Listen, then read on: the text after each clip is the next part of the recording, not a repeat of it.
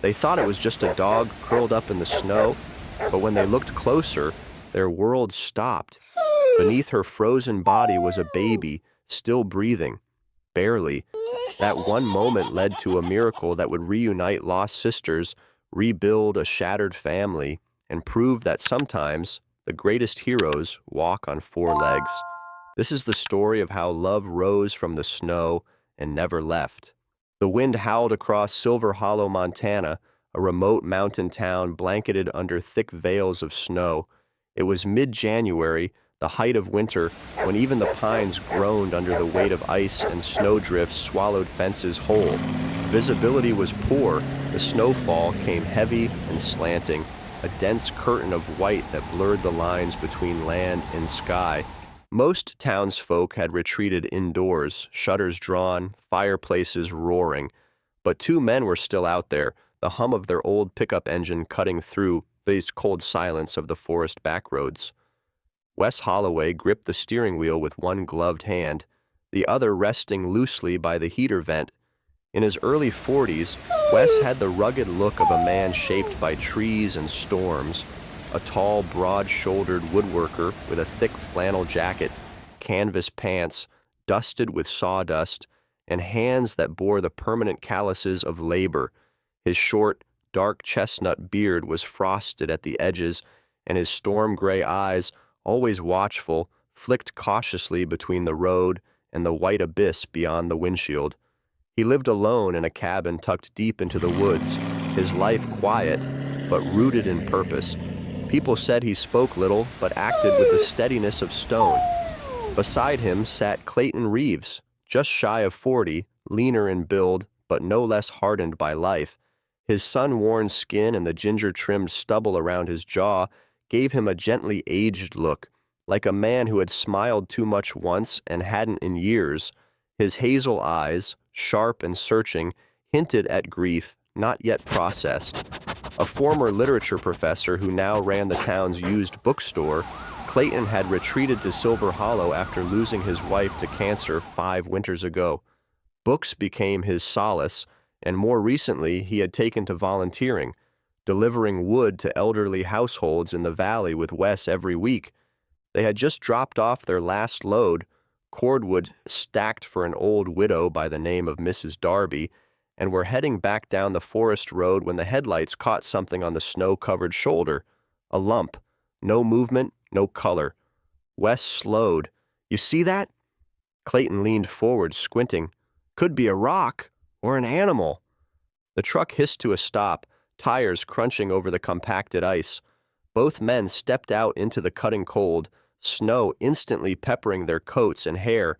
Their breath came in plumes, vanishing into the night. The shape revealed itself as they drew near, a large Great Pyrenees, sprawled out against the frozen ground, its thick white fur matted with slush. The dog didn't stir. At first glance, it seemed dead. But then Wes knelt down, his brow furrowing. "Clay, this dog isn't alone." Clayton crouched beside him, and the moment his eyes adjusted to the heap of fur and snow, he gasped, stumbling back a step.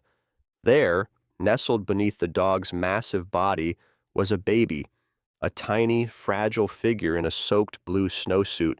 The child's cheeks were pale, lips tinged bluish. One mitten was missing, and yet, miraculously, his tiny chest was rising, ever so faintly. "Oh, God," Clayton whispered, hands trembling. Wes acted first. He peeled off his thick coat, wrapping it around the child and cradling him gently, shielding the baby from the wind. "He's still breathing," he muttered, voice tight with urgency. "Barely." Clayton hovered over the dog. "She's alive, too. Barely. She must have laid over him to keep him warm." The dog, though near unconscious, let out a soft whimper, as if trying to communicate through the veil of pain. Her eyes blinked slowly, deep brown, expressive, intelligent. Snow was crusted along her back, her limbs stiff, but even in this weakened state, her body had curved protectively around the boy. "Let's get them in the truck," Wes said. Clayton nodded, opening the back door and spreading blankets from their last delivery. As Wes gently transferred the child, Clayton lifted the dog, surprisingly heavy despite her frailty.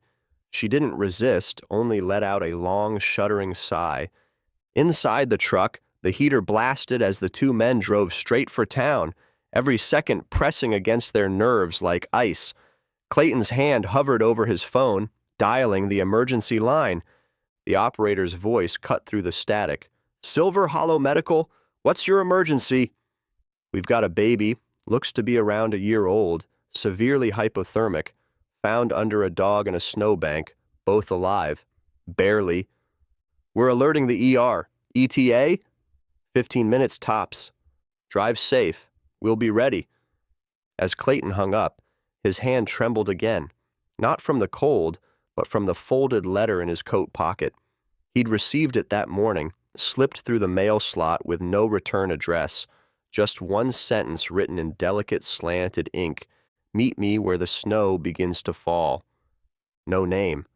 But somehow, Clayton knew it had come from the daughter he had never met, the one his college sweetheart had taken away when she left abruptly 22 years ago. He had searched for her for years, and though all trails had gone cold, this letter ignited a new flame of hope. He glanced back at the baby, so helpless, so small, so very alive. A thought crept in uninvited. Could it be? He shook his head, too soon for guesses, too much to process. Focus. As the truck roared into town, Wes guided it toward the emergency entrance of the small clinic. The lights were on. A nurse stood waiting with a stretcher. Behind her, a tall woman in scrubs with her hair in a messy ponytail emerged. Maggie Sinclair, the town's veterinarian. In her mid-30s, petite but sturdy, she had sharp gray-blue eyes that rarely missed detail and a quiet warmth that made both animals and people trust her instinctively. "We called her too," the nurse explained quickly as Wes carried the baby inside. "She's the best we've got for the dog." Clayton handed over the dog to Maggie, who took her carefully into her arms. "Let's see what we're working with," she said, her voice calm but urgent. Inside, the clinic blurred into activity. Doctors moved fast. Nurses barked instructions. Wes and Clayton stood in the hallway, hands cold even now, eyes hollowed by shock. But under that shock stirred something deeper, a connection, unspoken but shared. Because on this stormy night, two men who had braved the woods together, had carried wood to warm strangers, had faced years of loss in silence, had now stumbled upon something that would change everything. A baby, a dog, and a mystery waiting to unfold in the snow. The storm hadn't let up. If anything, it had thickened, snow cascading down in veils of silence and wind that pushed sideways like a tide. Wes Holloway drove with both hands tight on the wheel, eyes squinting through the distorted wiper strokes. The baby lay bundled in his lap, wrapped tightly in his oversized wool coat, so still that Wes kept checking every few seconds to be sure the infant still breathed. His pulse throbbed in his ears, each beat mirroring the fragile breaths of the boy. In the passenger seat, Clayton Reeves held the Great Pyrenees across his arms like a fallen comrade. Her fur was damp, icy in places, her breathing shallow and uneven. Yet there was a weight to her stillness, not just physical, but sacred, like she had already given everything to preserve what little life remained beneath her. They didn't speak. There was nothing to say over the sound of the storm and the urgency anchoring their chests. As they reached the edge of Silver Hollow, the dim yellow glow of Maggie Sinclair's veterinary clinic came into view through the whiteout. Maggie had insisted on keeping the place open until the last paw or person has been warmed. Her words, not anyone else's. Maggie was standing outside despite the cold, her petite frame braced against the wind in a forest green parka, a knitted beanie tugged low over her mess of honey blonde curls. Her boots were soaked, and her breath puffed steady and calm. Maggie, 35, was known in Silver Hollow as the woman who spoke to animals softer than most spoke to lovers, and who had once rescued a fox kit with a shattered leg by staying awake beside it for 72 hours straight. Her eyes, green with blue flecks, didn't miss much. When Wes pulled up, she moved with practiced ease, opening the passenger door. Inside. Now, I've got heat, blankets, and 2 heaters running in the back room. Her voice was quiet but edged with command. They carried the dog inside as Maggie led them through the hallway, past jars of cotton balls and faded animal posters, into the warm back room that smelled of lavender, rubbing alcohol, and something faintly floral, probably from the comfort basket she kept for grieving pet owners. "Put her here." Maggie pointed to a padded table lined with thermal wraps. "And the baby?" "He's going to the ER," Clayton replied. "Ambulance should be en route." "I called them from the road," Wes added. Maggie glanced at the infant, nodded, then turned her full focus to the dog. She touched her gently, one hand under the snout, the other feeling the heartbeat beneath thick matted fur. "She's dehydrated, malnourished, frostbitten around the pads, but she's alive." She moved swiftly, inserting a line for warm fluids and wrapping the dog in heat pads. "She's tough. Stupidly brave, if you ask me." As she worked, Clayton found himself scanning the clinic's shelves absently, his mind drifting back to the letter still folded in his coat. The words tugged again. "Meet me where the snow begins to fall." This wasn't just a phrase. It was a place. This place. The idea simmered as Maggie's voice cut through. "Does this dog look familiar to either of you?" she asked suddenly. They both shook their heads. Maggie frowned. "Because I think I've seen her before. Or one just like her." She crossed the room to a small corkboard cluttered with notes, vet bills, and snapshots. Her fingers paused on a worn photo, curling at the edges. She tugged it down and walked back. "This was pinned to the shelter door last winter," she said, handing it to Clayton. It was a photo of a young woman, early 20s perhaps, crouched beside a Great Pyrenees puppy. The woman had a warm smile, slightly lopsided, her hair a cascade of soft red waves under a wool cap. She looked like the kind of person who sang while baking and cried during documentaries. Behind her was the outline of the Silver Hollow Ridge. On the back of the photo, written in smudged blue ink, were 7 words. "If I vanish, please remember her name." Underneath, just one word, "Sadie." Clayton handed the photo to Wes silently. "She came in one afternoon," Maggie said, her voice quieter now. "I never got her full story. She asked about volunteering, held Sadie close like she was made of glass, then left after an hour. Never came back. I kept the note. Something felt unfinished." "You think this is Sadie?" Wes asked, gesturing to the dog on the table. Maggie nodded. "She's older now, of course. But it's the eyes. Dogs change, but the eyes don't." A siren flared outside, low and distant. The ambulance. Wes moved to the window. "That's for the boy." "I'll take him," Clayton said. Wes turned, surprised. "You sure?" Clayton gave a small nod. "You stay with Sadie. I'll go with the boy. Something about this. I need to." Maggie didn't argue. She helped wrap the child in another layer of warmth before Clayton gently cradled him again. Outside, the paramedics moved swiftly, one taking the baby, another checking vitals. Clayton climbed into the back of the vehicle, and in moments, they were gone. Back inside the clinic, Maggie placed a gentle hand on Sadie's back, her touch more motherly than clinical. "You held the storm off for him," she whispered. Wes sat in the corner, silent, watching as Maggie worked. There was something stirring in his chest, more than admiration, more than respect. The kind of awe one feels when witnessing something both fierce and fragile, a creature on the brink that chose, despite all, to shield something smaller than itself. Sadie's eyes fluttered. Her breath hitched, but she was still there. Maggie glanced at Wes. "She'll need a few days, and someone to stay with her." "I'll stay," Wes said without hesitation. "She's earned that much." The early morning light struggled to pierce the thick storm clouds hovering over Silver Hollow. Snow continued to fall in lazy spirals, blanketing the hospital's roof in silence. Inside, the emergency ward radiated warmth and movement. Nurses shuffled through with measured urgency. Machines beeped softly in the background, and doctors murmured in low voices. The boy, no older than 12 months, lay in a heated incubator, wrapped in thermal blankets. Tubes gently hummed beside him, monitoring a body still fighting to recover from the frigid hold of the storm. Clayton Reeves stood just outside the glass partition, arms folded tightly across his chest. He hadn't slept. The exhaustion pulled at the corners of his eyes, but his gaze never left the child. Something about the curve of the boy's face, the small chin, the shape of his brow, it stirred memories. Half buried, painful memories of a girl with auburn hair and a freckled nose who once pressed his hand to her belly and whispered, "Do you think she'll have your eyes?" Her name had been Sarah Whitlock, tall and slim, with a quiet, bookish demeanor that often made strangers mistake her for shy. But those who knew her well understood she was simply thoughtful, a woman who chose words like an artist chose colors.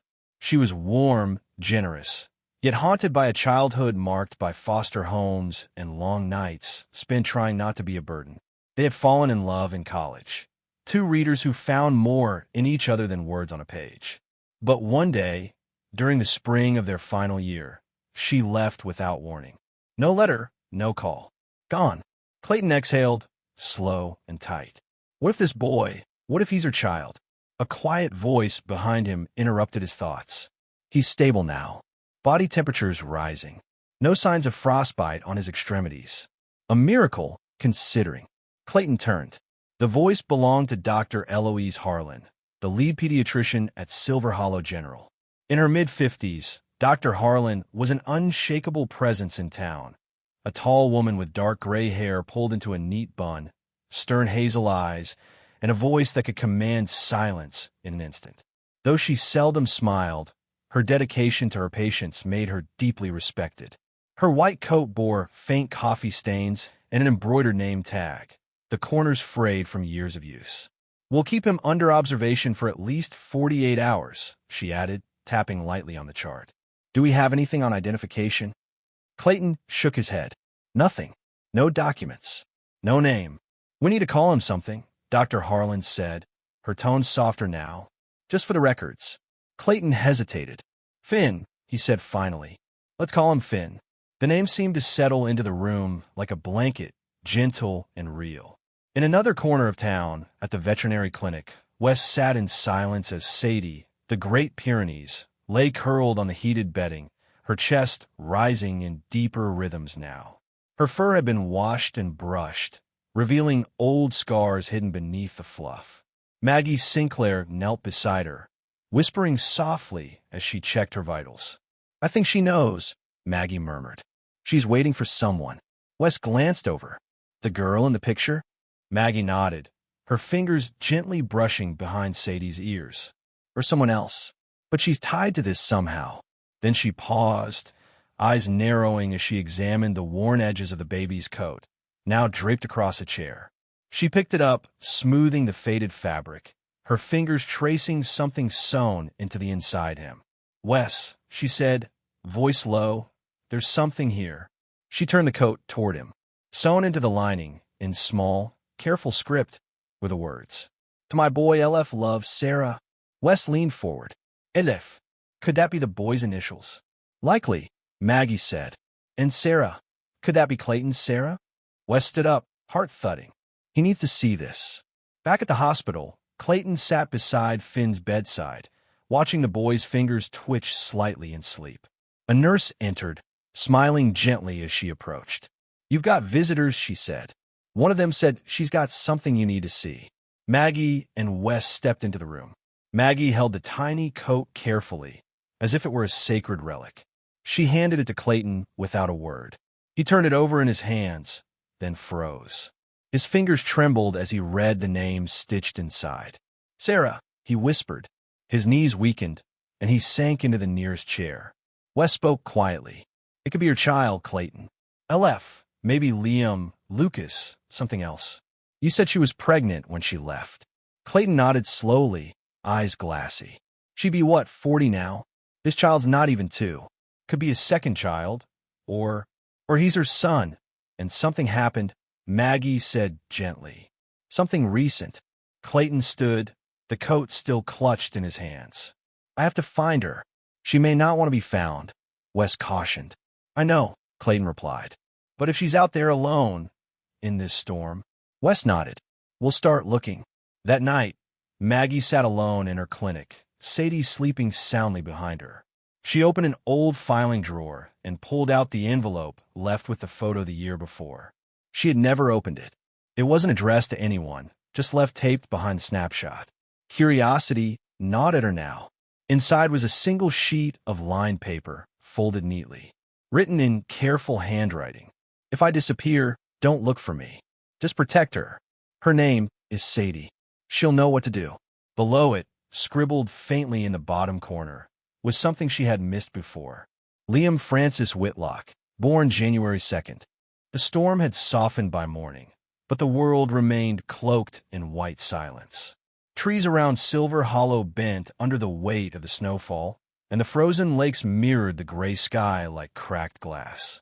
Inside the veterinary clinic, Maggie Sinclair stood at her desk, the photo of Sarah Whitlock in one hand, and her other trembling slightly as she gripped the phone receiver. A voice spoke urgently on the line. Laura Kessler, a social worker from the Pine Creek Women's Refuge Center, her tone sharp with worry. She was here, Laura said. Sarah Whitlock arrived 2 weeks ago with her son, Liam. She was thin, tired but calm. Protective. Wouldn't let anyone else hold the boy. Then last week she said she had to leave, that she'd found somewhere safer. But she never arrived at the shelter we arranged. A state trooper spotted tire marks near Raven Lake, but lost the trail after the storm hit. Laura, a woman in her late 40s with tightly curled brown hair and a deeply lined face from decades of emotionally demanding work, had the voice of someone who had seen too many endings that didn't go well. We filed a missing person report, but everything's been frozen over, figuratively and literally. We didn't even know the boy had been found until I saw the vet tag on the news. That dog, Sadie. That's hers. No doubt. Maggie's heart thudded. She's alive. That's what I need you to find out, Laura said. Maggie hung up and immediately called Wes. Within the hour, Wes Holloway stood outside the Silver Hollow firehouse, gear slung over one shoulder, heavy boots crunching across packed snow. He'd called in a favor from Ethan Mallory, the town's part-time volunteer fire chief and former forest tracker.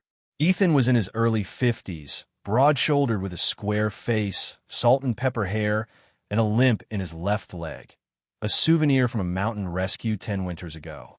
Though quiet, Ethan had a memory for terrain like a bird of prey had for wind. He greeted Wes with a curt nod, dressed in layered wool and waterproofs, a thermos in hand. 3 miles from here, Wes told him. Raven Lake Road. Her car might still be there. Ethan didn't hesitate. Let's move. They loaded into a sturdy snowmobile, fitted with rescue sleds and thermal packs, and were joined by Benji Cortez, a 28-year-old rookie ranger with a wiry frame, olive skin, and a permanent 5 o'clock shadow. Benji, new to Silver Hollow, had an instinctive gentleness that contrasted his rough outdoor look. He spoke little but acted quickly, eyes sharp, hands steady. As they sped toward the lake, the wind nipped at their faces, and the snow kicked up like ash behind them. Meanwhile, at the clinic, Maggie sat beside Sadie, now slowly regaining strength. The dog's eyes opened more frequently, her tail giving weak, thudding wags when Maggie whispered her name. Maggie played back the last line from the letter in her head. Don't look for me. Just protect her. She looked at the faded photograph again and wondered if Sarah had written it already knowing the danger ahead. At the hospital, Clayton Reeves stood by Finn's incubator. The boy's cheeks had gained some color, and the nurse reported stronger vitals. But Clayton's thoughts were elsewhere. The name, the coat, the way Sadie had risked everything to shield the child. He stepped into the hospital hallway and pulled out the last known photo of Sarah. He hadn't shown it to anyone. Not yet. He feared being wrong more than he feared being right. But something inside him already knew Sarah had never meant to disappear. She had tried to protect her child the only way she knew how. Back in the woods, Wes and the rescue team reached a fork in the trail where the road had vanished under a recent slide of snow. Ethan pointed at a jagged branch overhead. See that? Tree cracked recently. Maybe the car skidded that way. They pressed forward on foot, pushing through knee-high snow and brittle underbrush. After half a mile, Benji raised a hand. Over there, a glint of metal peeked out from beneath a mound of white. Slowly, the team cleared away the snow, revealing the crumpled frame of a gray Subaru Forester, its windows fogged, the front hood dented by what appeared to be a fallen branch. No one inside, Wes muttered, opening the door. The interior was abandoned. Fast food wrappers, a half-finished bottle of milk, and a baby blanket lay scattered on the seat. "She didn't stay here," Ethan said. "She must have tried to move on foot." They searched for another hour, spreading into a fan-shaped pattern across the woods toward the lake. It was Benji who spotted the trail, a series of faint boot prints leading away from the road, half-buried but distinguishable. Nearby, a broken piece of scarf fluttered from a branch. And then, in the hush of the trees, Wes heard it. A low moan. They found her beneath a thick pine, slumped against the trunk, her limbs curled inward, lips blue, skin ghost pale. Her red hair clung to her cheeks, and one hand was clutched tightly around the strap of an empty baby carrier. "Sarah," Wes called out, kneeling beside her. She didn't stir. Benji immediately checked her vitals. "She's alive. Weak pulse." Ethan was already calling in for a medevac. They wrapped her in thermal blankets and prepared her for transport. As they lifted her onto the sled, her head rolled slightly, and she whispered something, barely audible. "Liam, Sadie." Wes looked down, stunned. "She's still trying to find them." Back in Silver Hollow, the ER was prepped. Clayton was notified. When the snowmobile returned, headlights piercing the dusk, the hospital staff rushed to bring Sarah inside. Clayton stood frozen as the stretcher rolled past, recognition crashing over him like thunder. She looked older, thinner, fragile in a way he had never imagined. But it was her, Sarah Whitlock, and she was alive. The hallway outside room 214 of Silver Hollow Medical was quiet except for the rhythmic pulse of the heart monitor inside.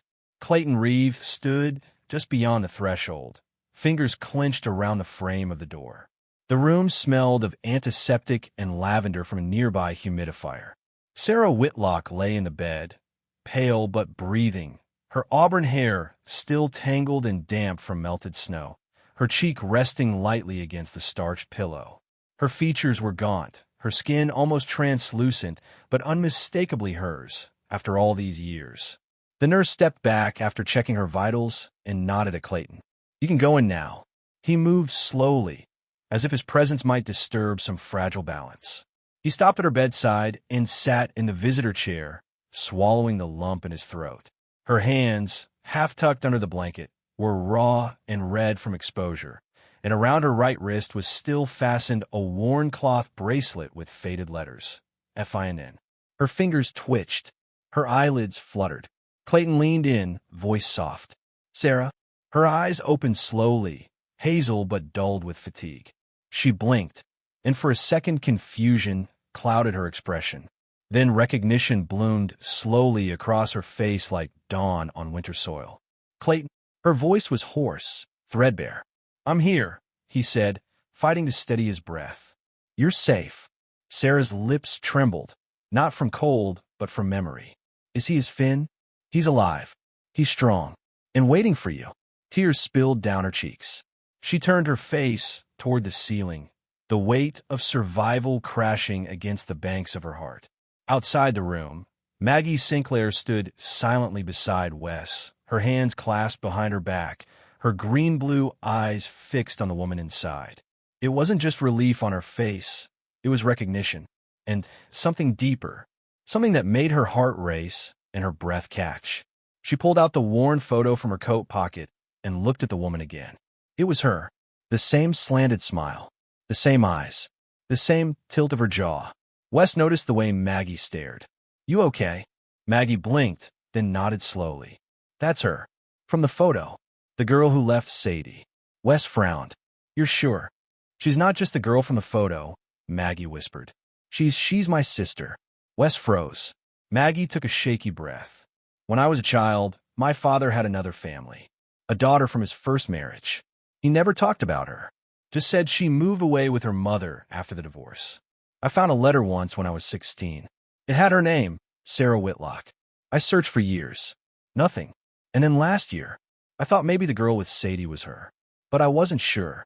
Wes looked back through the window at the fragile woman lying in the bed. And now you are. Maggie nodded, tears brimming. She's my sister. Inside the room, Sarah took a slow breath and turned toward Clayton again. I didn't know if we'd make it. The car, we hit ice near the lake. The snow kept falling. I tried walking with him, but the cold. You don't have to explain, Clayton said. Sadie found us. Protected Finn until we could. Sarah smiled weakly, eyes glimmering. She always knew what mattered. There was a soft knock at the door. Maggie stepped in hesitantly, clutching the photo to her chest. Her expression was tentative, hopeful, scared. Sarah stared. Maggie's voice trembled. I think we're family. Sarah's eyes widened, and she reached out with a slow, trembling hand. Maggie. The photo fluttered from Maggie's fingers to the floor as she crossed the room. The sisters embraced, tentatively at first, then fiercely, with the force of years lost and found again. I try to find you, Sarah whispered. So did I, Maggie murmured, her arms tightening. Outside, Wes wiped at his eyes with the back of his gloved hand and stepped away to give them space. Down the hallway, another nurse appeared, leading a stroller wrapped in soft quilts and thermal covers. Inside, Finn stirred. "Thomas see his mama?" the nurse asked gently. Clayton nodded, and the nurse rolled the stroller into the room. When Sarah saw him, her breath hitched. She reached out instinctively, and Maggie helped lift Finn into her arms. The baby blinked up at her, face rosy and healthy again, fingers curling around the cloth of her hospital gown. Sarah broke. She cradled him to her chest, rocking slowly, weeping into his hair. "I'm so sorry, baby. I'm so sorry." Finn cooed softly and nestled into her warmth, as if the snow and pain and distance had never existed. From the hallway, Sadie's name echoed faintly through the hospital, her presence requested in the therapy wing for assessment. She had recovered well in Maggie's care and now waited quietly for news of her human. Later that afternoon, Sarah asked if she could see Sadie. Wes and Maggie brought her in, and the moment Sadie stepped into the room, the air changed. The dog stood tall now, her fur clean and soft, her eyes bright with awareness. Sarah whispered her name, and Sadie's tail began to wag slowly, then furiously. She padded forward, gently resting her head on the edge of the bed beside Sarah's arm. "You saved him," Sarah said, her voice thick with emotion. "You saved both of us." Sadie licked her fingers, then leaned into her hand, sighing as if she too had finally found peace. 1 month later, Silver Hollow had begun to thaw. The snow no longer screamed from the skies, but drifted lazily across the hills, giving way to frozen soil softening beneath. The sharp air had mellowed, and the sun, though still timid, began to touch the pines with golden fingertips each morning. Life had returned to a steadier rhythm, measured, cautious, but laced with something precious: hope. Sarah Whitlock stood on the porch of a modest timber cabin nestled at the edge of the forest, bundled in a knitted shawl that Maggie had insisted on weaving herself. Her body was still recovering from the frostbite and exhaustion, but the color had returned to her cheeks. Her frame remained slender, perhaps even gaunter than before, but now there was strength beneath the surface, like a tree stripped bare but still rooted deep.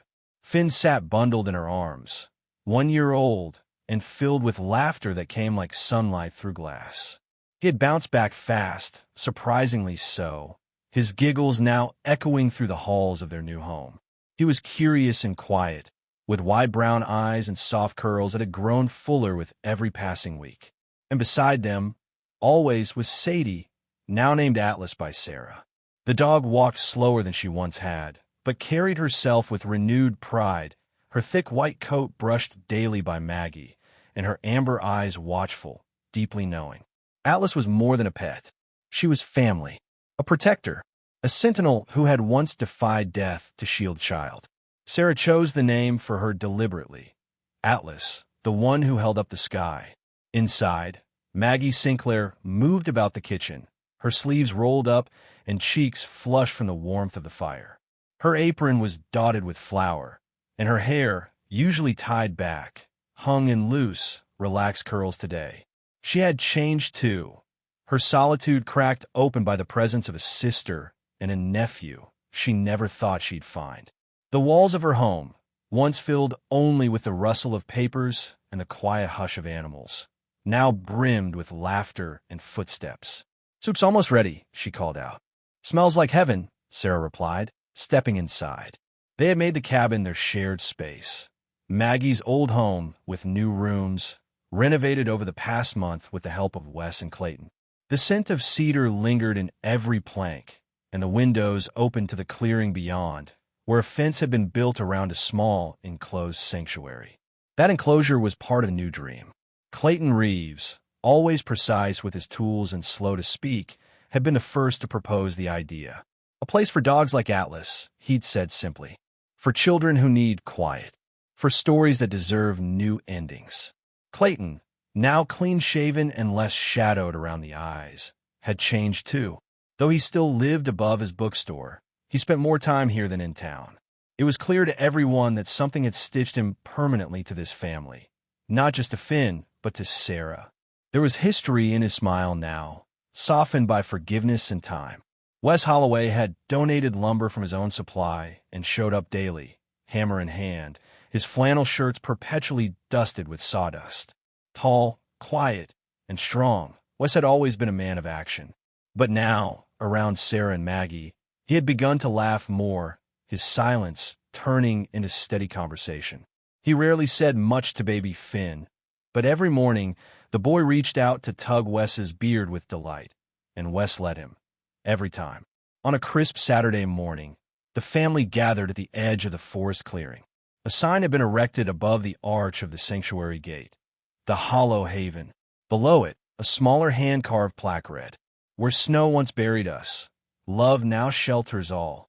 The idea had come from Sarah during one of her sleepless nights, when she stared out into the darkness and whispered to Maggie, "We survived that storm, but we're still healing from the ones that came before it." Inside the sanctuary, the first few rescue animals had already begun to settle. 3 dogs, 2 strays, and 1 surrendered pup who refused to leave Atlas's side. A young girl from town, Lena Morales, age 15, tall with long black braids and a shyness she hid behind sketchbooks, had started volunteering. She had lost her father in a hunting accident the previous winter and hadn't spoken a full sentence to anyone since. But with Finn in her lap and Atlas by her feet, she had begun to speak in soft, careful words. Wes had noticed first. "It's working," he told Sarah one evening. "It's already working." That afternoon, the family gathered again, this time in front of the fireplace inside the cabin. It was the official day, the final signature. Atlas was being formally adopted. The adoption official, Ruth Carver, a no-nonsense woman in her 60s with sharp silver hair and a clipboard tucked under her arm, arrived promptly at noon. She had seen hundreds of animal cases over her long career, but none had moved her quite like this one. After confirming the paperwork, she handed the final page to Sarah. "It's a formality," she said, "but some ceremonies are worth doing right." Sarah signed the line slowly, Finn perched in her lap, Maggie's hand on her shoulder. Wes and Clayton stood nearby, quiet but smiling. Ruth bent down, tied a soft blue ribbon around Atlas's neck, and whispered, "You're home now, girl." Atlas responded with a soft woof and rested her head on Finn's foot. As the sun dipped behind the trees that evening, the family sat in quiet around the fire. "Makie Pouretea." Clayton read softly from a book of poems. Finn cooed, curled up with a blanket. Sarah leaned back, her head resting against Wes's shoulder. Atlas dozed beside the hearth, her breathing slow and peaceful. No one said much. There was no need. They had survived the storm. They had found each other again, some for the first time, others in ways they thought they never could.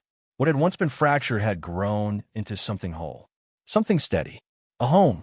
In a world that can feel cold and overwhelming, sometimes it's the quietest moments, the warmth of a dog's breath, a baby's heartbeat, a sister's embrace, that remind us love is never truly lost.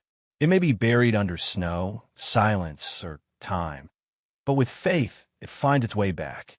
If this story touched your heart, please share it with someone who needs a little hope today. Leave a comment and tell us what part moved you most. And if you believe in miracles and second chances, type amen in the comments to show you're walking in faith too. Don't forget to like, subscribe, and turn on notifications. May God bless you and everyone you hold dear.